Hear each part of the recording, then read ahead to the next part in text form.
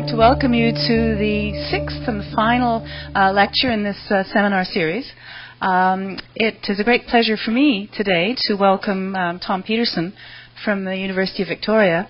Tom has his PhD from the University of Edinburgh in marine geochemistry, and his first faculty appointment was at our friend and neighbour across the way here, the University of British Columbia, where he was a faculty member in the Department of Oceanography. In 2002, he was lured away from UBC to the University of Victoria to be the director of the School of Earth and Ocean Sciences there, and then within a year was seized out of that position and became the Dean of the Faculty of Science, where he was in that position for 5 years. I worked with Tom both as the chair of one of the science departments at UVic and also for a couple of years as the Associate Dean in Science. So I know Tom well. He's very passionate about his research in marine geochemistry, and he's also very passionate about the subject of climate change. And so he was the ideal person in many people's minds to become the inaugural director of the Pacific Institute for Climate Solutions. And he's been in that position now, I think, for 2 years, just over 2 years. So he's a great person to be wrapping up this series, and I will turn the floor over to him. Thank you, Claire.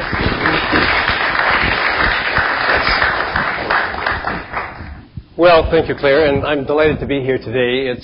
I'd like to begin by congratulating Colin Jones and Claire and the Faculty of Science and the University, in fact, for sponsoring this series, because climate change is indeed the issue of our times, and it's really wonderful to see the University seizing that, bringing in speakers who can illustrate the various components of the climate system.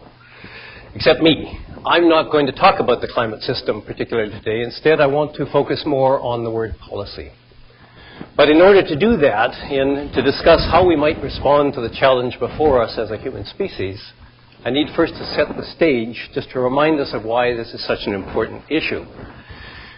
And so to do that, let's look back to when Charles David Keeling started making measurements of carbon dioxide in the Earth's atmosphere above Mauna Loa in Hawaii back in March of 1958.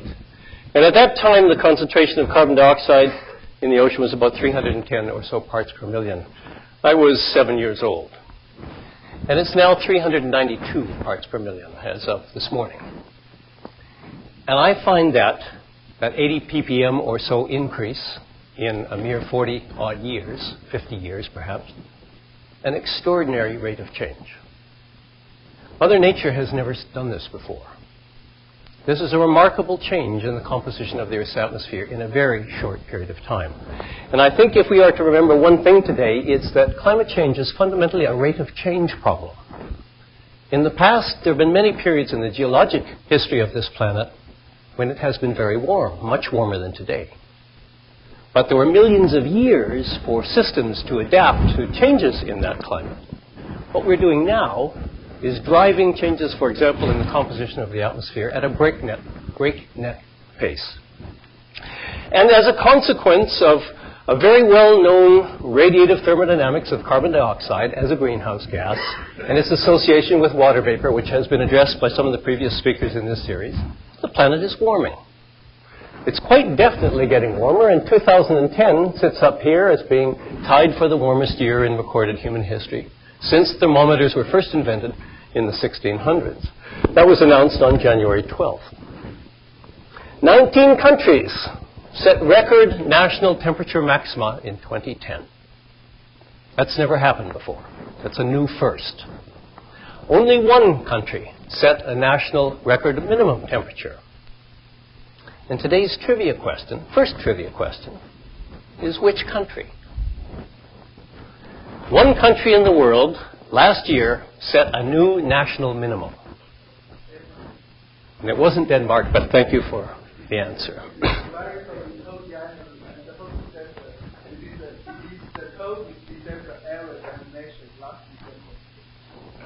In 2010? Well, the national minimum in 2010 was actually set in January of 2010, not December. I don't hear any more suggestions, so I'll give you the answer. I don't think you'll get it, actually. Guinea. In West Africa, where on January 9th, 2010, the temperature fell to plus 1.4 degrees Celsius. That's a new record minimum for that country. Moreover, 2010 was the wettest year globally since good precipitation records have been collected starting in the year 1900 or so. And that, again, stands to reason because the physics of the warming tell us through the Clausius-Clapeyron equation that for every degree of warming on average over the course of the scale of the planet, we should see a 7% increase in water vapor. That's just basic physics.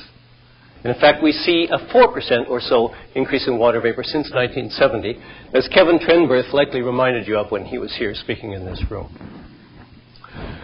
And the top 10 warmest years since thermometer records were kept all have occurred since 1998.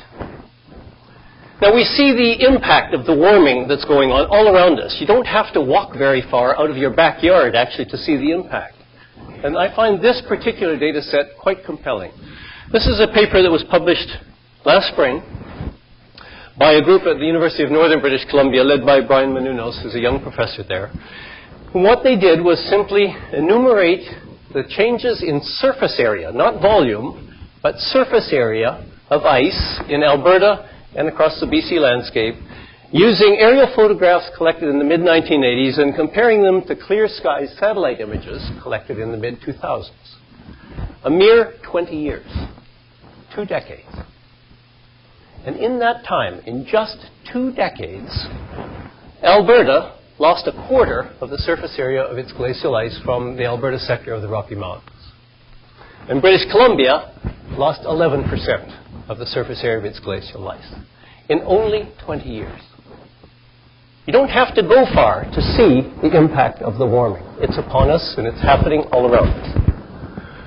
And we're seeing changes in precipitation now, which some people, some scientists are ascribing, as Francis Weirs would do, to the impact of global warming, of a human hand in global warming. And when Francis gave his discussion of the world temperature record in the first talk in this series, he didn't address precipitation specifically, but he had a beautiful paper in Nature on February 17th, which shows that statistically, we can now detect as a scientific community, we can now detect a human hand in the extreme precipitation events that seem to be happening, that are happening around the world. But moreover, we can expect in some regions of the world, based on computer model projections, we can expect drying to occur. And interestingly, if you look at the ensemble averages of many models in the last 2 decades of this century and compare them to the last 2 decades of the last century, and look at the scale that's on here, any of the warm colors suggest a net deficit in annual precipitation relative to the last century. And you can see where those areas are expected to be. The Mediterranean, circum-Mediterranean area is expected to get drier. The southwestern United States and throughout Central America and Mexico is expected to get drier. Parts of the southern hemisphere, particularly Western Australia and Southern Africa, expected to get drier. The implications of this are profound. Lake Mead in the United States. This is the largest man-made lake in the United States. It sits behind the Hoover Dam, which was built in the mid-1930s. The lake was at full pool, filled up behind the new dam in 1937. It sits on the Colorado River 50 kilometers from Las Vegas. As of 2 days ago, it was at 43% capacity. In last October, 2010, it was at its lowest level since 1937. Now, this is not just global warming that's driving this. It's not just a precipitation deficit in the southwest, although they are in the 11th year now of a drought in that region. It's also largely due to overexploitation by human activity. And this brings in an important word, and particularly in the policy domain, and that word is adaptation. Because we are going to have to adapt to a different precipitation regime in the future. The models tell us that. Human population growth implies that. We are going to have to change the way we utilize water. Why that is particularly important is if you look at the progression, it's downward. Here's the last 3 years of the Lake Mead daily water levels as of March 28th. And you can see where we are this year, 123 feet right now. I'm sorry this is in feet, but that's an American set of measurements, below full pool. Now, why is that so important? Well, this lake, Lake Mead provides the domestic drinking water supply for 8 million people. Los Angeles and Las Vegas are the two largest cities that get their water exclusively from Lake Mead, or almost exclusively from Lake Mead. And the Imperial Valley in Southern California gets 100% of its water for agricultural irrigation. Every drop comes from Lake Mead. And the Imperial Valley provides 90% of the vegetables consumed in North America in the wintertime. 90% coming from an area that is now severely water stressed. There are implications for us here in British Columbia in terms of our future food supply. If the projections for the future that show increased drying in that region continue to add water stress on top of existing stress. And then there's another piece to it. The Hoover Dam is a big dam. It produces 4 billion watts, 4 gigawatts of electricity when the lake is at full pool. They can't do that now because the water level is too low, and it's not that far above the intakes for the penstocks for the dam. So where is that 4 billion watts worth of electricity going to come from in the future should the lake continue to lose water over time? Maybe they'll burn more coal to provide that electricity. It gets worse when you start to look on a broader scale. Some of you in this room will be familiar with the High Plains Aquifer that runs from South Dakota right down on the eastern ranges of the Rockies and the foothills of the Rockies right down into the Texas Panhandle. And the warm colors here show where the water table has fallen in the High Plains Aquifer. Now, in the 1850s, this gravel and sand aquifer contained a volume of water equivalent to that in Lake Ontario. It contains substantially less now because we've been pumping out the groundwater over time to support a very large agricultural enterprise in the breadbasket of North America, sitting here on the eastern side of the Rocky Mountains. About 30% of the groundwater that's currently used for irrigation in the United States comes from that aquifer. And nearly the same amount of irrigated land sits in that High Plains region. This is the breadbasket of North America in terms of cereal grains, soybeans, and the like.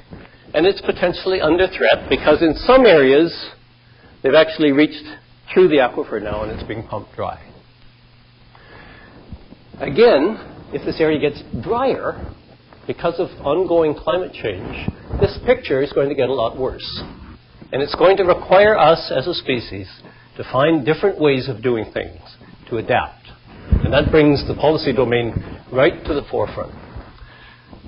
And so the drying that's going on now, or the potential drying, I should say, that we're forecasting, provides a very serious impetus for us to start thinking very seriously about how we're going to deal with this particular aspect as time goes on, because it affects the nature of cities, the population growth in geographic regions, and in fact of the agricultural enterprise in many parts of the world. We can also anticipate, and Francis Williams did allude to this in his talk in early January, we can also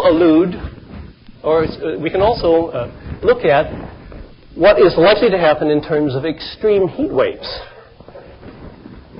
In 2006, in mid-July, there were simultaneous heat waves in the central United States and here in northern Europe. Very significant temperature anomalies at that time in the order of 6 or 7 degrees above the average for that time of the year. Now, why is that important? Well, in 2003, 3 years earlier, there was a heat wave of similar characteristics that sat on top of Paris, on top of northern Europe. And in that 2003 August heat wave in Paris, there was an extremely high mortality rate. Normally, 15,000 people die in August in Paris. That's the normal mortality rate in Paris. But in August of 2003, 29,800 people died. 14,800 so-called excess deaths. There's an interesting term, excess death. Why did that happen? Well, what happened was that around about August 4th, the temperature reached about 35 degrees Celsius, and then it stayed up there until about August 12th or 13th. It was roughly a week and a half of intense heat that just sat on top of northern France.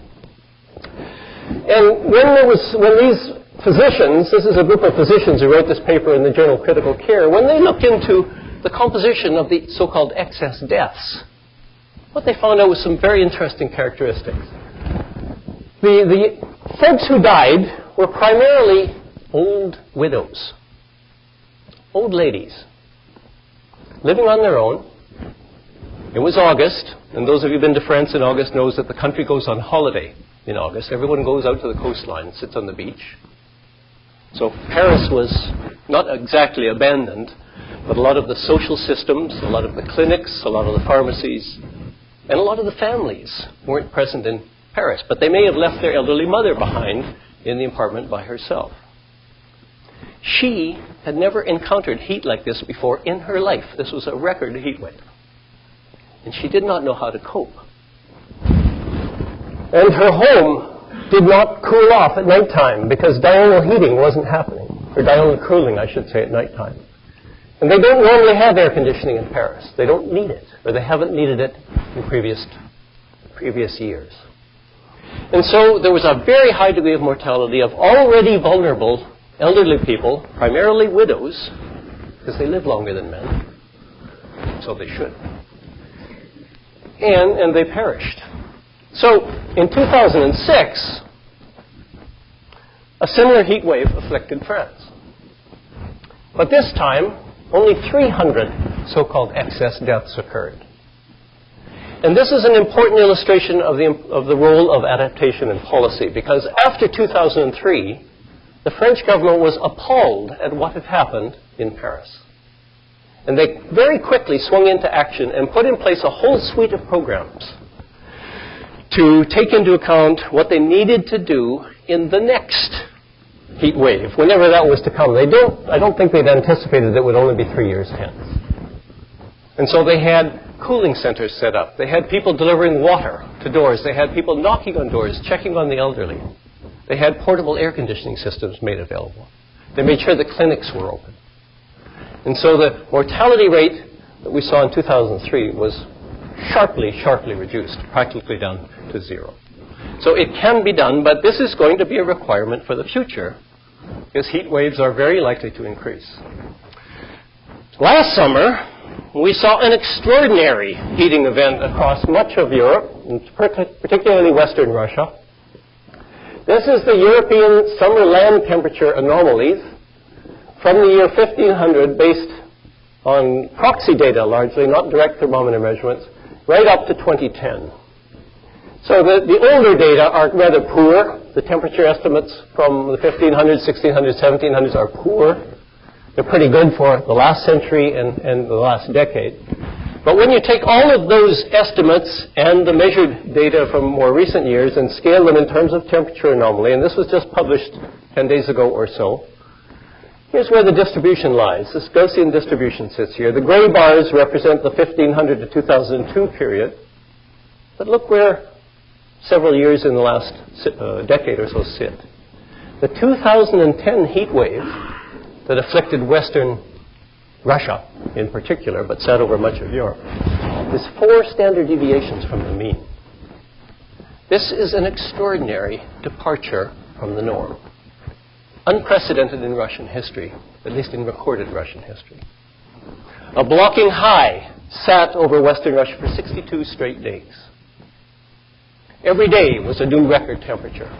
They had 2 weeks in a row of record temperatures sitting over Moscow. And because of that, and because of associated forest fires that broke out, which covered a very large swath of Western Russia, they had, again, a very high mortality rate. In Moscow alone, an estimated 11,000 excess deaths, relative to the norm that they would normally expect in July. And it wasn't just heat and heat exhaustion and so on that was causing this. It was lung dysfunction, pulmonary dysfunction, from those folks who were already compromised. But the air, and you may have seen this on the national news if you remember last July and August, the air in Moscow was thick with smoke. In fact, Russian weather forecasts in late July and August included routinely the word smoke. They had a smoke forecast. And as a consequence, more broadly geographically speaking, if you look at the carbon monoxide distribution, a product of incomplete combustion of biomass, it extended all the way over into China and all the way over into northern Africa, had a very large geographical imprint from the fires. But it also affected us here. Because of this event, primarily in Russia, last summer, the global wheat price shot up. Here's the duration of the Russian heat wave from early July through to about the end of August. You can see what the price of wheat on the global commodities market did during that time. It went from about $180 or so a ton up to about $270 a ton through the course of the summer. You might remember that the Russian government banned wheat exports at the end of July because the wheat fields essentially were just withering on the stalks. The wheat was withering on the stalks, drying up. They lost about 25% of their grain crop last year. And the economic loss attached to that and the fires is somewhere on the order of $15 billion, about 1% of Russia's GDP. But it had global implications. This was one of many contributors to the rise in food prices that we've been seeing globally over the last 8, 9, 10 months. But it's only one. There's lots of reasons for the price of food to go up. In part, this rise was not just the perception, well, it wasn't just the absolute loss of likely wheat in the harvest, but there was also a perception in the commodities markets, in the future traders in particular, that they could speculate on this and probably make a lot of money. Plus, the American dollar was sagging, and commodities are bought in American dollar, and so that made them more expensive, and so on. There were a lot of factors contributed to this. It's not just a weather event. I want to make that point very clearly. And then the hidden side of the equation. And I'm not sure if the previous speakers have addressed this. I didn't see it in the videos I watched on the weekend. But one of the more worrying aspects of the whole global warming, atmosphere composition changing phenomenon is ocean acidification. You know, every molecule of CO2 that we're adding from the tailpipes of our cars or for burning coal or deforesting, every molecule of CO2 that goes up in the atmosphere and then ends up in the ocean, and about half of the CO2 that we have added to the atmosphere is going into the ocean. It combines with a molecule of water to form carbonic acid, which immediately dissociates to form a proton and a bicarbonate ion. And that proton immediately grabs hold of a carbonate ion and makes more bicarbonate. And that becomes important because if you're an organism that is using carbonate ion to build your home, like coral does, or clams, or oysters, or a number of phytoplankton, or zooplankton for that matter, then all of a sudden you're going to start running out of building bricks. Think of carbonate ions as building bricks. We're consuming those carbonate ions now by putting CO2 in the ocean, and pretty soon we're not going to be able to build our houses anymore. And that's starting to happen. This data set was published by Scott Burney last June in Science. It is one of the best data sets available looking at the long-term effect of ocean acidification based on measurements made at Station Aloha, just north of Hawaii in the North Pacific Gyre, from about 1988 up to 2009. That's the Mauna Loa CO2 record that Keeling initially produced. This is the PCO2, the dissolved carbon dioxide in the surface waters at that site, and you can see that it's very noisy, and that's anticipated because the ocean doesn't hold still.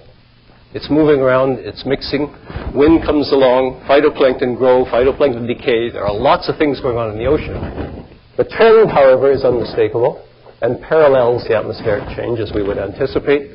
And here's the pH going down to the right, increasing acidity as the pH drops. Now, to put this in context, how much time have we got before we're going to see the demise of coral reefs, should these trends continue? And this appeared in Nature last week, or week before last. It was a very nice piece by Queer and Shearmare, who put together a lot of the best science that's been produced over the last little while, looking at how different carbonate-secreting organisms, carbonate-shelled organisms, are going to respond to the change in pH. So this is the estimated change in pH since 1850. Of course, we don't have measurements in the late 1800s, but you can kind of estimate what they were likely to be. Starting in 1900, we were sitting here at about a 0.03 or so pH units in terms of the delta since 1850. And depending on where we go in the future, where business as usual or a reduced CO2 scenario, there's 4 different scenarios shown here.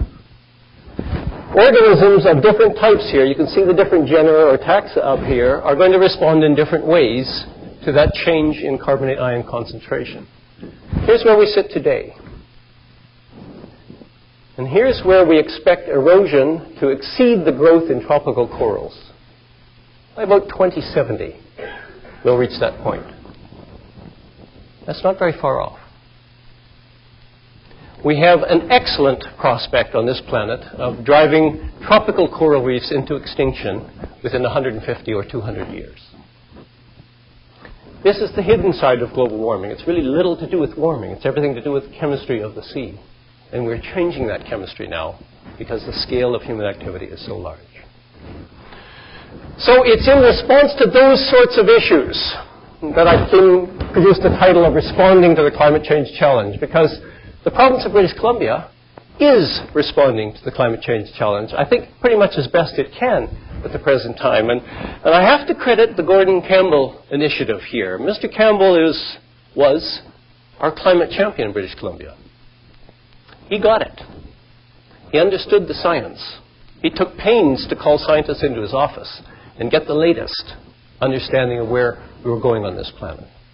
And he decided pretty much individually that we had to act as a society to do something about addressing this climate change challenge. And so you all know of the programs that he put in place. We have our legislated carbon tax, the only legislated carbon tax that's broad application in North America. Now I would claim, I would argue, and I'm happy to argue with any of you in this room if you wish, that this is a beautiful tax. A lot of people don't like to put the word beautiful and the word tax in juxtaposition. But this is, in fact, a beautiful tax. And it's beautiful because it touches on three key points. First, it's small. It really is trivial. It's $5 per ton of CO2 emitted going up per year. That's the slope of change, starting July 1st, 2008. When it started at $10 and it's gone up $5 per year since. $10 per ton is equivalent to about 2.25 cents on a liter of gasoline. By the time this tax goes through July 1st, 2012, which is when it is scheduled to end in its current iteration, we will have a total of 7.75 cents applied to a liter of gasoline. After 5 years of the carbon tax, 7.75 cents. Meanwhile, the oil companies have just raised the price over the last 3 or 4 weeks by 15 cents. Twice the entire carbon tax over 5 years. I haven't heard a lot of bleating about that. I do hear a lot of bleating about the carbon tax, but I haven't heard bleating about the market price of oil driving the price of gasoline up so quickly. So the fact that the tax was small, relatively small, made it politically acceptable. But it was only politically acceptable because in conjunction, that tax was made revenue neutral. And by law, every penny of the revenue collected in that tax must come back into other tax reductions for the population of British Columbia. And so as a consequence of that, as you all know in this room, if you're citizens here, our tax rates went down. We have the lowest income tax in Canada now for anyone making up to $119,000 per year in taxable income. The revenue is also used to reduce corporate taxes, and BC now has the lowest corporate tax in the G7 countries as a direct result of the revenue neutrality provision of the carbon tax. But those things aren't what really makes it beautiful. There's a third piece that really makes this tax beautiful, and that is it's scheduled to increase every year. And it's actually not the quantum that's critical in that. It's the fact that there's an ongoing ramp upward. And it's that ramp that is starting to change human behavior. People are starting to make decisions based on the supposition that the tax is going to increase. And they're making decisions saying, you know what? If we go for the Prius instead of the Hummer, it'll pay off because in X years from now, we're going to be paying $5 times X more in tax on our gasoline, and therefore let's go for the Prius. Moreover, industry is starting to make decisions on capital investment based on forward-casting that tax into the future, say to the year 2040. And they're saying, you know, we're burning a lot of natural gas now. If we keep doing that by 2040, we're going to pay X million dollars in carbon tax. But if we invest 0.4x million dollars right now in new capital plant and switch to biomass, we're going to save 0.6x million dollars in expenditures by 2040. Those decisions are now happening in British Columbia. So this tax, I would argue, has been a tremendous success, although we're just on the leading edge now, starting to see those behavioral changes that we so desperately need if we are to reduce our collective CO2 emissions from society. Another piece of legislation was the requirement to decrease our emissions by a third from 2007 levels by 2020. That's also legislated. Frankly, it's going to be very difficult for us to meet that as a province for a number of reasons, not least of which is the shale gas issue, which I'll talk about in a few minutes. But that is a very interesting target, and I hope we can meet it, but it's going to be difficult for us. And then the third thing I thought was pretty interesting was that the Campbell government decided to endow the Pacific Institute for Climate Solutions. And they did this for two reasons. The endowment part.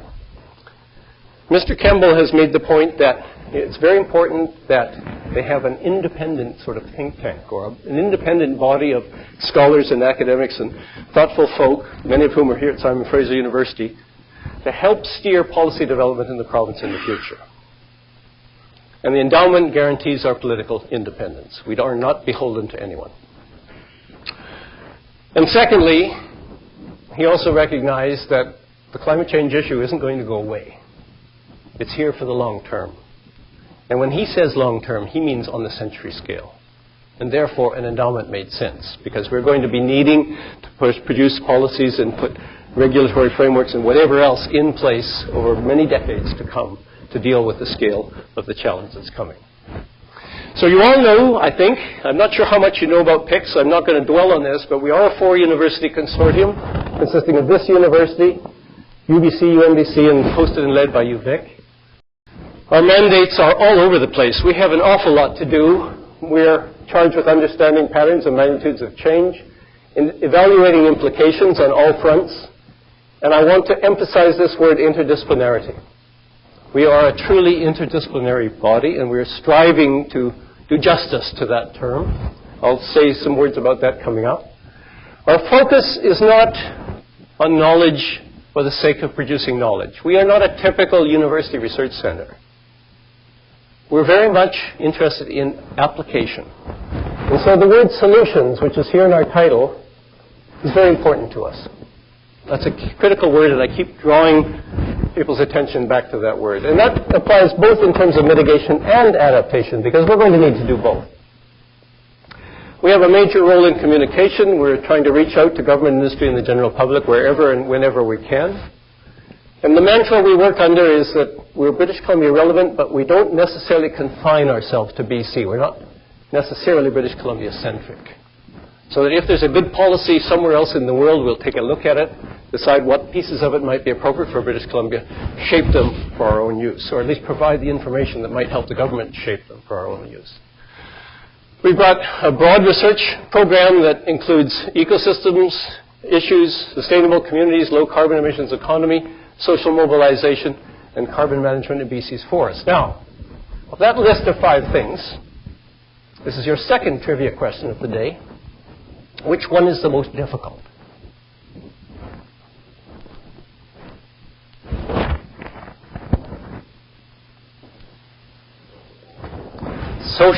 Thank you, John. Social mobilization.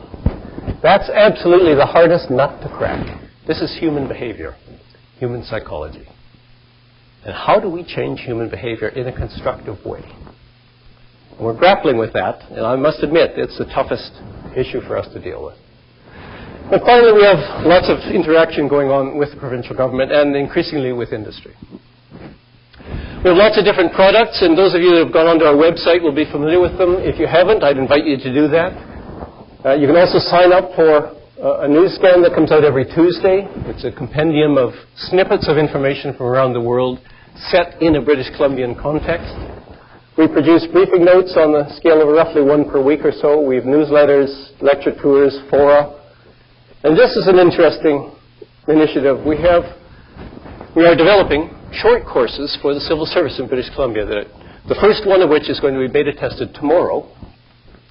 and that's basic climate science. We're calling it Climate Foundations 101.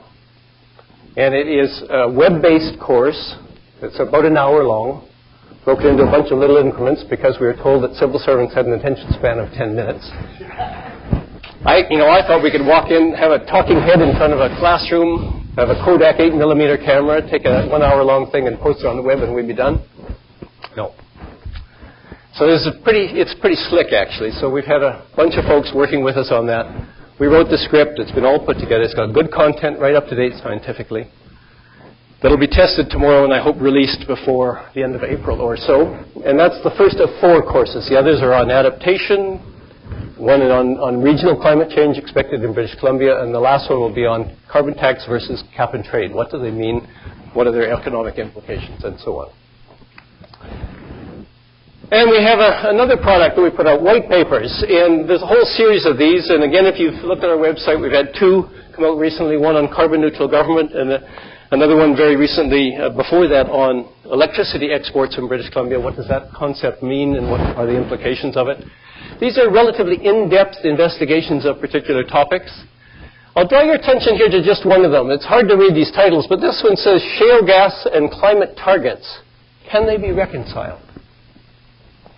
That was written by Mark Jackard and his team here at SFU. And we asked a simple question. Given that the Encana shale gas processing that's going on now in northeastern British Columbia, the first shale gas processing operation in BC, it began operation a little over a year ago with a license from the province. They take shale gas that's coming out of a relatively deep-seated formation there, comes up to the surface, and that gas contains a lot of methane, but 12% carbon dioxide. Now, the natural gas market accepts a maximum of 2% carbon dioxide into the natural gas distribution stream. So Encana built a processing plant, and they strip out 5/6 of the CO2 that's coming out of the ground. And where do you think they put it?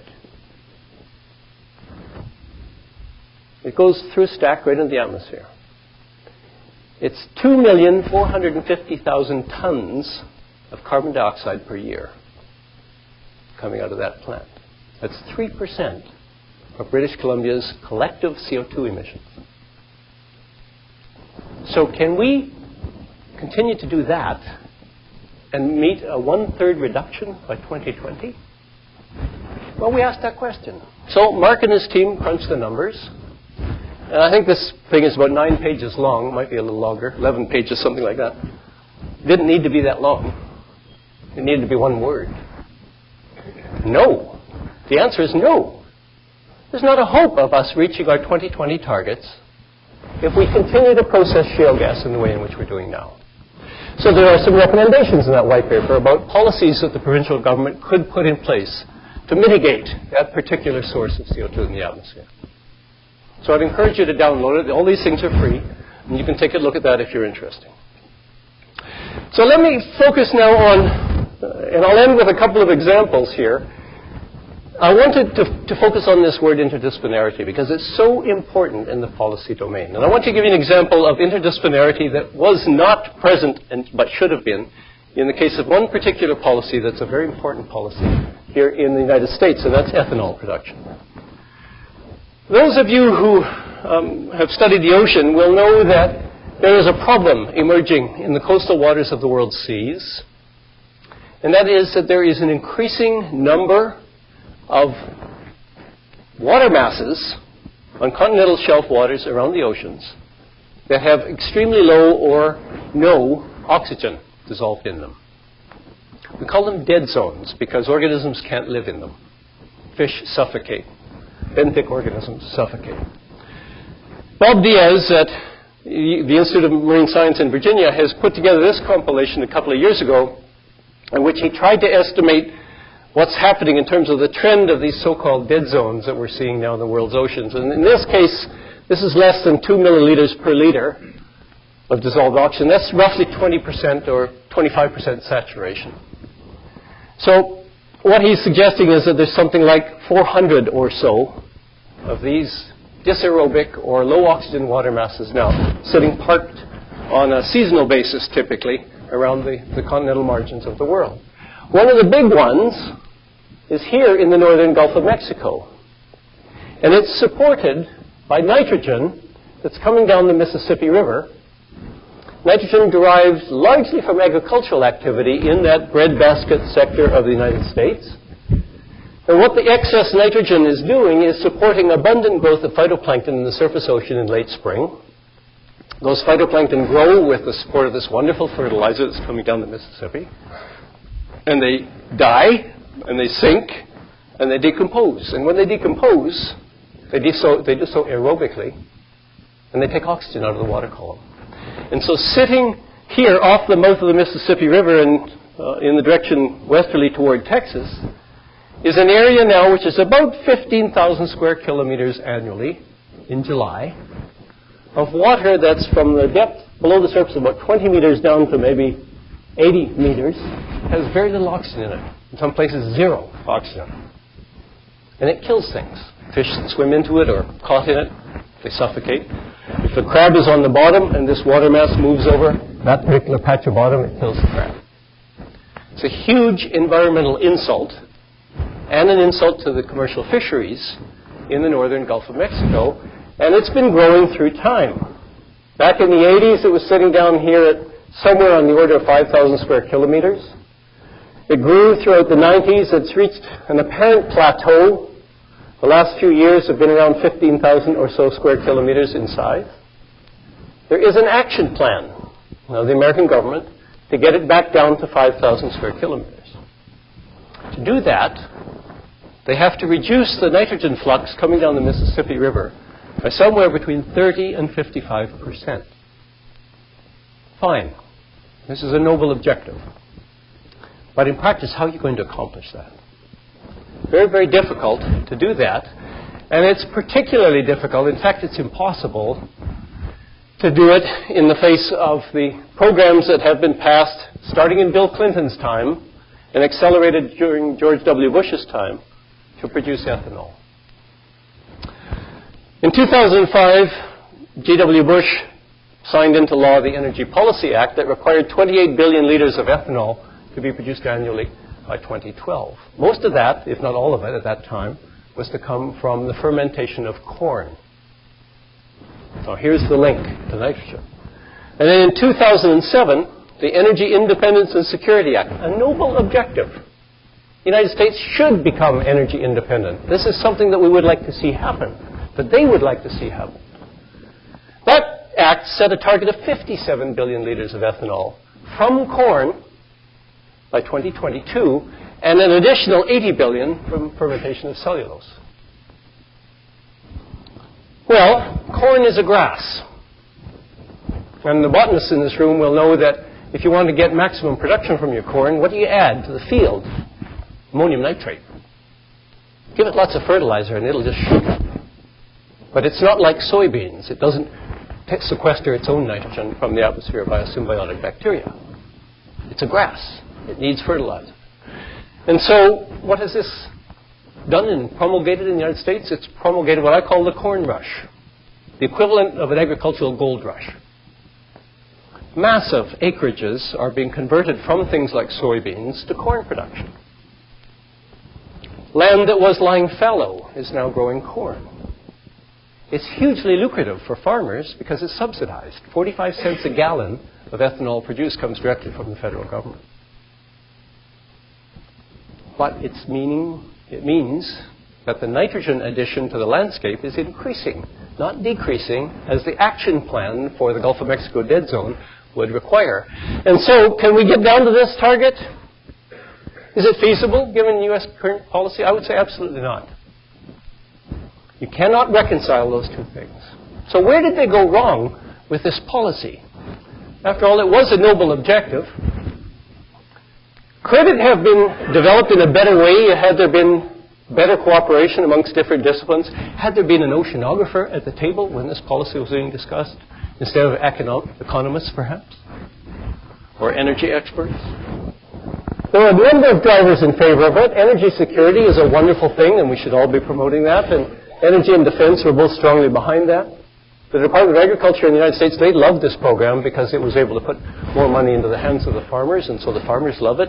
There's a big constituency, a voting constituency in the United States.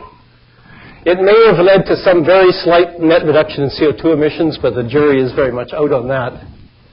But looking at the other side, the dead zone's going to get worse before it gets better. The Gulf fishermen think that this policy is nuts because it's taken away their livelihoods, crab fishermen in particular. It had an international impact. When the 2005 and 2007 acts came into law and the corn rush started, corn was increasingly diverted from the food stream into the fuel stream. And 37% of American corn production is now going to produce ethanol. It's the largest corn producer in the world, the United States is, and over 1/3 is going to produce fuel instead of food. And you might remember the food riots that were in Mexico in the summer of 2008 and in Western Africa in 2008. They were driven by changes in the market price of corn, fundamentally stimulated by this switch from food to fuel in the United States. So let me look now at a Canadian example of an interdisciplinary issue I think that's really quite important and that we're now tackling in PICS. And that is, we're asking a simple question. How much coal can we take out of our energy generation stream, particularly in Western Canada? This is a good question to ask. We do contribute a lot of CO2 to the atmosphere from burning coal and natural gas. Can we at least take some coal out of the system by doing things in a different way? For example, how much wind power could we put in the system to substitute for coal? And what do we need to be doing to put that wind power on the landscape and make this start to work? So what we're doing is something quite simple, really. We first take a look at the electrical transmission system in North America. What's shown here are the high tension lines, high voltage lines that are greater than 345 kilovolts. All of the big lines across North America are shown here. And there's something immediately strikes you when you look at this. It's impossible to export an electron from Manitoba to either Saskatchewan or Alberta. The wires aren't there. British Columbia cannot send hydropower, hydroelectricity, into Saskatchewan if they wanted to, because the wires aren't there. Everything in North America runs north-south. For good historical reasons, well, maybe not good, but for historical reasons, things run north-south. British Columbia has historically made a fair bit of income from selling electricity into the American market, particularly California at supper time. They pay very high rates on the spot market at supper time. Manitoba makes a lot of money selling into the Midwestern market, and Quebec, Labrador make a lot of money selling into the northeastern United States. But we can't do that interprovincially in Canada because we don't have the wires hung. And when you look at where the electricity is being generated, here in BC, of course, we're mostly hydropower. We have 12 billion watts of capacity in our grid. Manitoba is smaller. It has 5 billion watts, but it's almost all hydropower. And Quebec is 34 or 33 billion watts, almost all hydropower. But Alberta, which has a grid the same size as ours here in BC, is 90% coal and natural gas. Now, earlier I suggested that the carbon dioxide concentration that's skyrocketing in the Earth's atmosphere as a result of human activities is a problem for humanity. The other speakers, all of them, have referred to that problem. And it is a problem for humanity. So we want to take that out of the equation if we can. How might we do that? Saskatchewan, too, produces a lot of electricity from burning coal or natural gas. Fantastic wind resources in this country. They really are quite extraordinary. They're the second largest wind resources nationally in the world, second only to Russia. We are hardly touching them in terms of that. I like to think of it as free electricity that Mother Nature is providing. I was in Lethbridge a couple of weeks ago giving a talk. I don't know if you've been in Lethbridge. It was the first time in my life I'd been in Lethbridge. And I got out of this little beechcraft from Calgary, and I stepped out, one step out of the plane, and almost got blown off the steps. It's 80 kilometers an hour, gusting to 100. And I was told that was normal for this time of year in Lethbridge. I don't know why people live there, frankly, but In any event, I couldn't see a single turbine as we flew in. I was looking for them. They're all a little farther to the west over toward Pinter Creek and to the east toward Medicine Hat, but not right around Lethbridge yet. But that wind hit me in the face, and I thought, that's just electricity hitting me in the face. Why aren't we capturing that? This is clean energy. Let's grab it. And it's not happening yet. It's starting to, but it's not there. So we have these fantastic wind resources here in the Pacific, in the Atlantic, right along the coastlines, in the Bay of Fundy, all around Newfoundland. It blows there incessantly. Hudson Bay, the Great Lakes, across the prairies. Any color here that starts in this turquoise and runs right through to the gray is good wind, according to the wind developers. We have an abundance of good wind in this country. So what's it going to take to allow us to start exploiting it? Well, if you come back and look at the BC and Alberta case, we have a real issue here between these two provinces. Lots of hydropower, lots of coal burning and natural gas burning, lots of potential wind in both provinces. This type of power, hydropower, is a beautiful backstop for the intermittency of wind power. Because a penstock and a turbine on a dam, a hydro dam, has almost instant response. You can open a valve, run water through a turbine, and be producing electricity in 1 minute. And simultaneously or similarly, you can close that valve and shut it off in 1 minute. It's almost instant response time. Wind blows and then it doesn't blow, and it blows and then it doesn't blow. What if we were to think really creatively in this country about tying those two grids together? Something that doesn't really exist now. There's one line, a small line down here at Cranbrook, but it's not used for this sort of support. What if we were to think about this wind that blows across Alberta and exploit much more of it? This is the wind power production in megawatts in February. And right now they have 777 megawatts of installed wind turbine capacity in Alberta. Over much of February, they got about a 60 to 80% capacity factor utilized there. It was quite amazing, really. It was a good month for wind in Alberta. And so at any one time here in the first week or so in February, they were producing 600 megawatts from wind power. And then in the middle part of February, second week, another 600 megawatts and so on. The forecasters didn't get it very right, actually. The forecasts were very good at measuring rises and declines, but not the absolute abundance of wind. But the point here is that the wind doesn't blow all the time, and it stops or slows down almost precipitously. And so in any kind of an integrated system, you'd have to be able to support that immediate loss of 600 megawatts of power from some other source. Well, hydropower is perfect for that, because you just simply open the valve. And we've got, 6 large dams in British Columbia that could be tapped for that purpose. I like to think of them as batteries. This one is about the 3rd largest battery in the world. I look at this water behind the WAC Bennett Dam up here near Fort St. John at Hudson Hope, and I don't see water, I see potential energy. And that's potential energy that could be used to backstop wind power if we had an integrated grid that would allow us to share electricity back and forth. And the notion's very simple. When the wind is blowing in Alberta or BC, we shut off our dams. And when the wind isn't blowing, we open the valves. The question is, how much of that can we do? I've been speculating about the potential of this, and we don't know the answer to that yet. How much of that coal could be supplanted, substituted, by taking better advantage of our hydropower? Could we think about doing this? Could this become part of a national vision for Canada? Could this become part of a national energy strategy? Could we think about tying the hydro resources in Manitoba to the hydro resources in BC with a big high-tension line across the prairies, revenue of the United States is required, and use it to backstop wind power across Western Canada? Well, maybe. Maybe we should be thinking about this seriously. So what we're doing now is we're building a numerical model that essentially looks in schematic terms like that. We're producing virtual wires. We're adding virtual wires. And we're populating that model with real-time data from Alberta and British Columbia, step 1. and with the economics.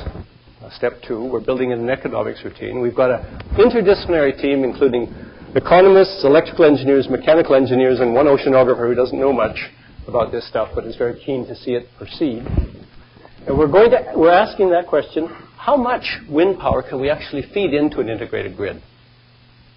I think it's going to be quite substantial. But that remains to be seen. I'm speculating when I say that. But I think there's real potential here.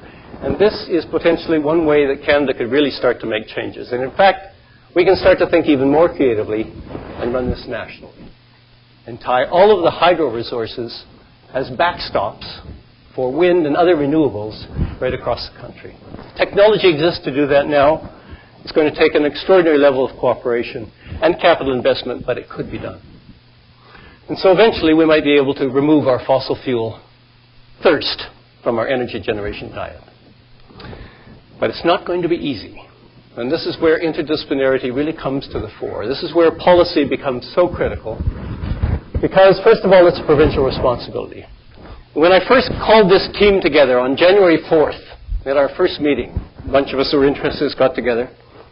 And believe it or not, the very first question that came up, before we started to talk about the mechanics of building transmission lines or anything else, the first question that came up was, well, wait a minute, there's a constitutional issue here. We need a constitutional lawyer at the table. So we're going to get one.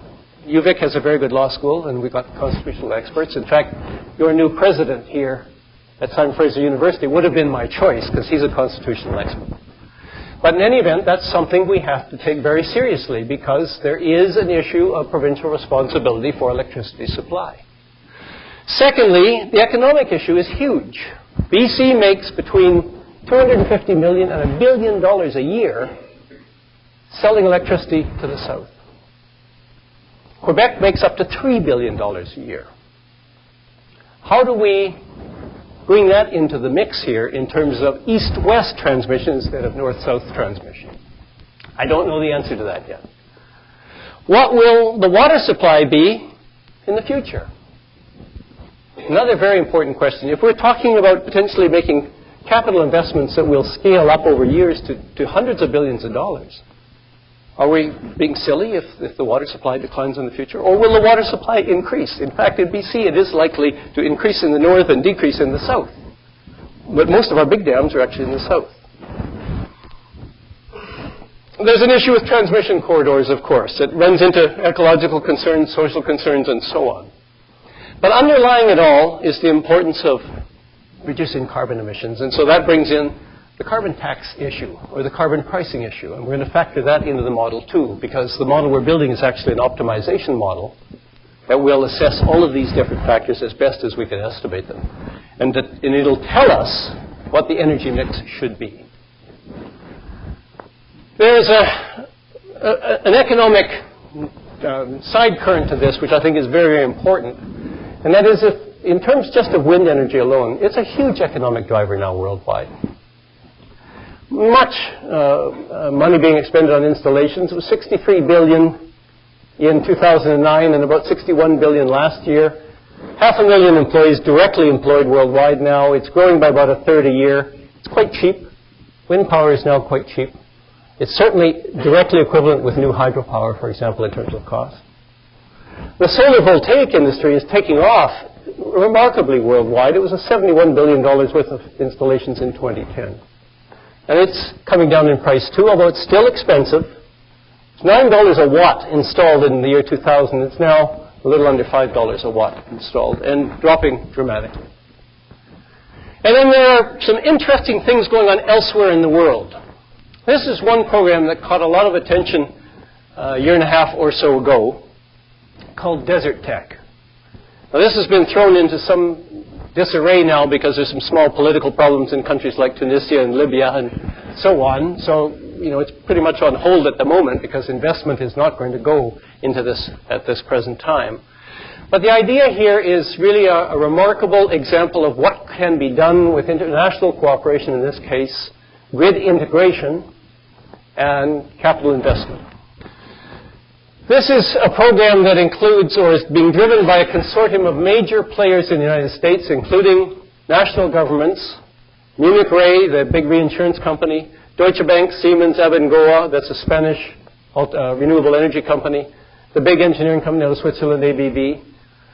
They've all got together and they are promoting this notion of building a whole suite of renewable energy installations across northern Africa and coupling them into a pan-European grid. The kind of thing that we could do in Canada if we get a lot smarter here. The scale of this is extraordinary. They're in about €500 billion by the time all the dust settles, perhaps. The cost that they anticipate for the electricity production ranges from somewhere around 6 to 16 euro cents per kilowatt hour, which by European standards is quite an acceptable cost. My cousins in Copenhagen are paying 41 cents a kilowatt hour for their electricity. And so it actually could be quite reasonably priced in that sense. And then it will be integrated into the European grid through high voltage DC transmission lines, submarine cables across the Mediterranean. The idea is to have a whole suite of wind farms along the coastlines where the wind is blowing off the oceans quite regularly, photovoltaic setups wherever they make sense. But this is the neat one, concentrating solar power. This already exists. This is a fascinating technology that the Spaniards are the world leaders on at the moment. And what they're using is parabolic mirrors to capture the sunlight, focus it onto a pipe that contains a fluid that gets superheated. The fluid goes into a central plant, and during the daytime at this particular plant, half of the heat stream, when the sun is shining, is taken off to one side. The other half is used to heat water to generate steam to run turbines and generate electricity. But the half that's hived off is going into 28,000-ton tanks of calcium sodium nitrate. And that heat is used to melt the salt in those tanks. It actually turns liquid. They run at about 290 degrees Celsius. And with that, they have 24-hour electricity because they extract heat at nighttime when the sun isn't shining from these tanks of liquid salt to continue to run the turbines. Extraordinary. They're doing it. And it's not particularly expensive, at least by my estimates, 27 euro cents a kilowatt hour at the present time. Now, economies of scale and so on will lower that with time. There's building a number of these plants around the world now. Morocco announced 5 of them, producing 2 gigawatts of power last September, and they've got money from the World Bank to do that. Now, that might be on hold pending political stability, hard to say. Arnold Schwarzenegger signed an agreement last September, and construction has started in Southern California at a place called Blythe, and they're building 4 242-megawatt plants, concentrating solar thermal power, to produce a total of 1 gigawatt, $6 billion cost. Now, you might say, geez, that's a lot of money. But the Site C dam that has been proposed for British Columbia is about 1 gigawatt of production, and the estimated cost years ago was $6 billion. So it's not that much money. And there's many other plants under construction around the globe. Spain is going ahead on this fairly quickly. Some of them have thermal storage, not all, and another suite announced. So this is one wave of the future, I think, that has great potential. Overall, worldwide, the Cambridge Energy Group in Boston, which is a very reliable forecasting outfit, I'm told, suggests that $7 trillion will be invested in renewables by 19 years from now. 2030. It's a lot of money. And I think this country, with the talent pools we have at our Canadian universities, with the entrepreneurial spirit we have, should be playing a part of that. Right now we're not. But we need to. So I'm going to end with a question. Really simple question. We need to do a couple of things. And we need to do them now if we're going to respond in a constructive way to the challenge in front of us. BC is already on the right track. What are the 2 things that we need to be doing now? And this is the end of the talk. But you have to answer. Price of carbon, that's one. Tax, I heard. Yes, thank you. And there's one other. We had it in British Columbia with Mr. Campbell. It's political leadership. We really need someone in this country to step up to the plate on a national scale, step to the podium and announce a national energy strategy for Canada that includes this sort of potential policy development for the nation. Thank you.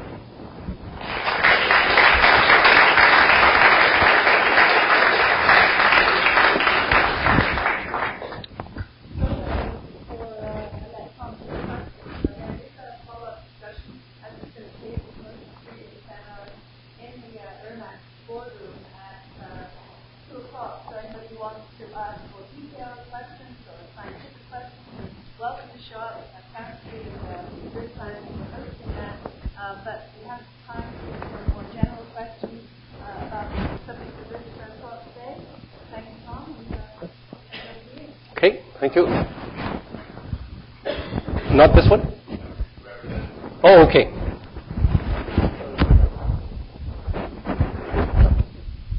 And I should add a thanks to Simon Fraser here. I forgot to put that slide up. Thanks, Tom, for an excellent presentation. Just a comment, $7 trillion seems like a huge amount of money, but that Japanese earthquake is probably going to cost in direct U.S. dollars something close to $1 trillion.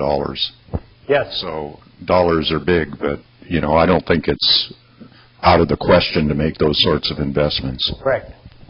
And considering that's over 19 years, we're talking, on the scale of several hundred billion per year, John, which is not by any means out of the question. A very interesting talk, Tom. Thanks. Go ahead, Tim. Just on the related note, what is the role for nuclear power in your energy scheme? We had this discussion at lunchtime. I have no aversion to nuclear power. I think nuclear power has, for many decades now, produced quite reliable power, pretty much across many countries on the planet. The one concern I would have about nuclear power these days, about new nuclear power, is that it's awfully expensive. And it doesn't make much sense to be spending a lot of money or a lot of investment on nuclear power when I think we have better alternatives available, and particularly things like wind and solar voltaic. New nuclear is coming on stream at much, much higher rates than were anticipated, even when the plants were first designed. And there are many examples of this. You look at the Ariva issue in Finland, for example, outside Helsinki, which is going to come in 4 times above budget now. I think that with the public concern about what's happened at Fukushima in the last few weeks, I think there's going to be demands for even greater safety standards than there have been. There is the other long-term issue of waste disposal, which I don't worry about too much, but nevertheless it's there. I think it's going to be an uphill battle to convince the public that new nuclear is a good idea these days. If they see that, on the other hand, there are these options out there like offshore wind power, for example, which many countries have access to and have not yet installed. But my biggest single issue that I have with nuclear is its cost. It's very expensive.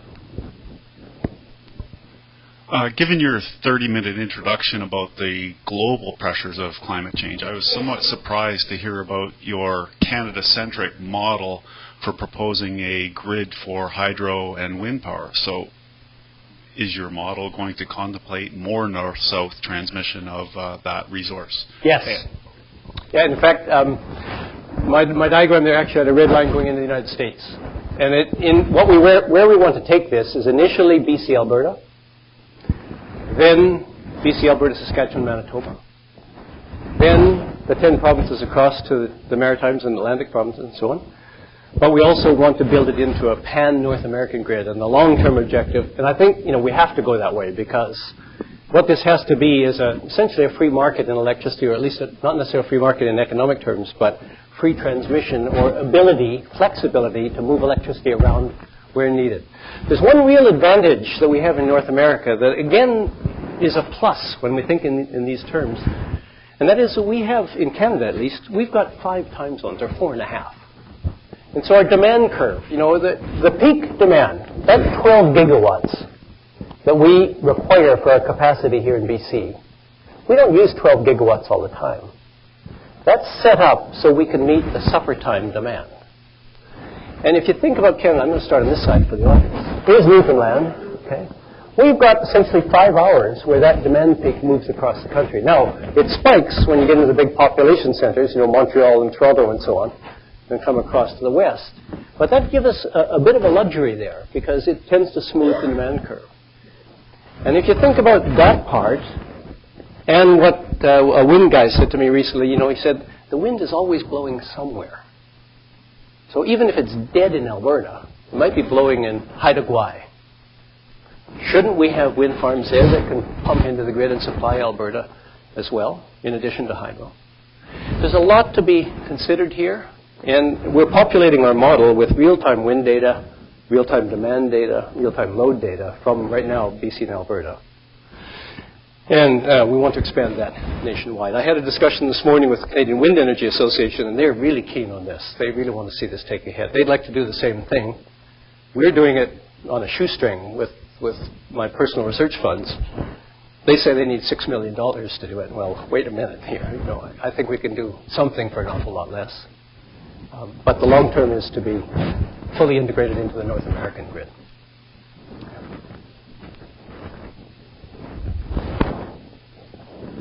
There was a word you mentioned earlier which didn't appear again. It's part of your charge for your climate solutions. The word was adaptation. Could you say a bit about adaptation to climate change? Sure. The climate is changing. And, there are lots of places in the world that are in the front lines of this. Not necessarily so much here in British Columbia. We don't really see the changes that evidently. But one of the areas that is of concern to BC over the longer term is sea level rise. Now, right now, sea level is rising at 3.4 millimeters per year, plus or minus 0.4 millimeters per year. It's accelerating. That rise used to be back in 1980 when I first started to teach about sea level history. It was 1.8 millimeters per year, plus or minus 0.8. And so we've pretty much doubled it in the 30 years I've been teaching, while we've halved the precision estimate. Now, extrapolate that into the future, and we don't know what the rate of rise is going to continue to do, but chances are, as thermal expansion percolates deeper into the ocean, that the rate of rise is going to increase. And if we continue to have mass wastage of not only the alpine glaciers, but perhaps the Greenland and West Antarctic ice sheets, those are unknowns, but we could see fairly significant jumps in sea level. What does that mean for places like Richmond? And so this is actually actively in consideration now in Richmond. They're concerned about the long-term impact of sea level rise on both the groundwater or the water table in Richmond and their dike height. On top of that, if you think about extreme windstorms and the potential for storm surges, what should they be doing in terms of reinforcing their dikes? And then there's another aspect, and I think there's some experts in the room here who know much more about this than I do. There's another aspect is we're anticipating increased occurrence of rain on snow events in months like February, here in the lower mainland and the southern Cascades. And if you have a big snowpack, from all of that extra water vapor in the air that's coming down as snow in the wintertime, and then things turn warm in late February and you get a big dump of rain like's happening today, 85 millimeters at Hope, quite warm, it's 9 degrees out there, you could get an awful lot of water trying to get out the Fraser River all at once. What does that mean for the dikes around Chilliwack and upstream? So there's those sorts of issues are important. In Prince George, we're supporting a graduate fellowship through PICS of a student who's been very carefully considering the impact of early ice breakup on the Fraser-Nechako river system. Prince George sits at the confluence of the Nechako and the Fraser. And what's been happening there in the last 20 years is they've got something that didn't happen before. They're getting these ice jams happening because the ice is breaking up too early. It's damming the mouth of the Nechako River, and they've been getting local flooding in Prince George. Well, how are they going to cope with that? So they're actually putting a plan in place to adapt to that new reality that has been driven by changing climate. Dikes and changing their zoning laws and not putting things down on the floodplain and that sort of thing. I mean, that's the sort of thing that we have to be thinking long term here. If we've got a zoning requirement now that says, sure, you can build a house or a factory or anything you want on a floodplain, ask the question, what's that floodplain going to be doing in 50 years? Is that a good investment to put a house there now? Maybe not. The other piece that's changing, that is actually driving adaptation in a kind of a perverse way, if you like to think of it in those terms, is the insurance industry. They're increasingly cautious about what they're insuring for weather-related disasters. You can no longer get hurricane insurance, for example, along the east coast of much of Florida. because the intensity of hurricanes, not the frequency, but the intensity of big hurricanes seems to have been rising. And so the insurance company is really skeptical now about insuring homes for hurricane damage. And that, again, is a likely tie-in to a warmer ocean, because that latent heat that's evaporating from the sea is apparently strengthening hurricane. So the insurance industry is indirectly starting to drive adaptation schemes as well. In your opinion, what do you think is the role of universities in supporting these types of changes? More in the education realm rather than in research? How do you think we can move down that road? I think the universities can play an important role in all fronts. Certainly educationally. I do think that there's great scope in all of our universities to start encouraging a broadening of our educational programs, so that students in science, for example, aren't just getting science. They might be asked to take other courses on sociology or human psychology or something, to try and establish a better context for the scientific interests that they have. I think the research side is very important, and that's on all fronts. I mean, in PICS we are supporting across an entire spectrum that ranges all the way from the power of language in changing human behavior, right through to we're supporting work on better wind turbine blade design. Right across that full spectrum. Universities have a major role to play there. But the third thing, and I think this is the really critical one, is that the universities need to have a direct pipeline, or a more direct pipeline than they have in the past, into helping governments produce best policy. And I think that's one of the beauties of PICS, is that it was set up in part to do that. The original proposal did suggest that we were going to be a group that would make the university community more accessible to the government. And I'm on the phone almost every day or every second day with the Climate Action Secretariat. And they're asking us questions, and I'm asking them questions, and we're working really closely together now. And, anything that we provide for them, and they don't always like what they get from us, frankly. I mean, they didn't like Mark's paper on shale gas. My telephone turned kind of pink, almost red. But that paper simply pointed out reality. They needed to hear that from an independent source. But we're also doing a lot of cooperative things where they're producing questions and issues to us, and I'll turn around and say, well, so-and-so at Simon Fraser University is really expert on that. Let's get him or her into the mix here and help shed light on this issue. And I think that's a really valuable component. So I think on all fronts the universities can contribute and should.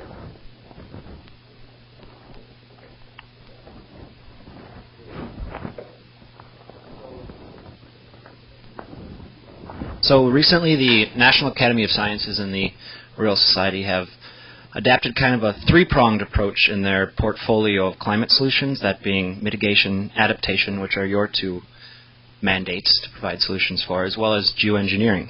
What is the potential role of geoengineering in PICS mandates? Is there one? Please elaborate. Well, Kevin Trenberth, that would have been a very good question for you to put to Kevin Trenberth, because he's been somewhat involved in geoengineering ideas and thinking. I haven't given it much thought, frankly, but I do read the literature as best I can. I would say that geoengineering is best thought of as a last-ditch emergency possibility. But we should stay the heck away from it until we reach that last-ditch requirement. But in the meantime, we should be researching it to death, because we need to find out exactly what it means. If we talk about putting sulfate aerosols high in the atmosphere to reflect sunlight into space and cool the planet, what does that mean for precipitation distribution across the face of the Earth? That's an absolute unknown. And our computer models are not very good at predicting that. So we wouldn't dare want to put sulfate aerosols in there with the prospect of instantly creating drought somewhere on the planet or flood somewhere else, for example. Some of the other schemes that have been produced or advanced over the last 15 years or so, geoengineering in the ocean by fertilizing the high nutrient, low chlorophyll regions of the sea with iron, which is a missing nutrient in some parts of the ocean, and stimulate phytoplankton to grow and pull CO2 out of the atmosphere. Those are pretty much discredited now because there we have done quite a lot of research, and we find that, yes, you can take a little bit of CO2 out of the atmosphere, but the plankton decay at relatively shallow depths and the CO2 comes right back up. So there's no net gain there of any significance. So I do think we need to forge ahead on the research side. I mean, we're not going to ignore them. But until we understand how the systems on planet Earth work a lot better than we do today, we dare not touch those in any realistic sense. In the interest of time, I'm going to cut the formal question period short. I'm sure Tom would answer a few questions on his way to the next forum, and certainly you're welcome to continue the conversation with him in the group that follows at 2 o'clock. But in the meantime, please join me in thanking Tom Pedersen for a wonderful final lecture in this series.